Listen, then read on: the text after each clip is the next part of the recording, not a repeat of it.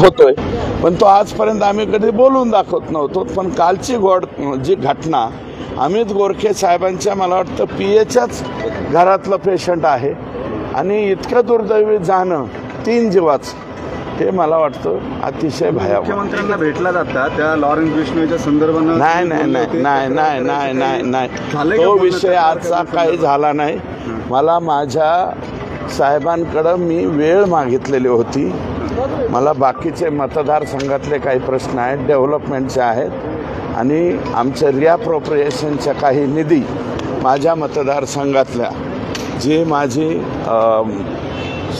शिंपोरा ते खुंटेफळ ही योजना आहे, त्या योजनेच्या संदर्भात भेटायला आलतो। साहेबांनी लगेच आदेश दिले, म्हणजे फोन लावायला सांगितलं आणि मी निघून आलो। मला परवा वेळ दिलेली आहे। तुम्ही जे सांगताय, नाही, मी पहिल्यांदा मुख्यमंत्र्यांकडे तक्रार करीन आणि साहेब सांगतील त्या पोलीस स्टेशनमध्ये तो गुन्हा मी दाखल करेन।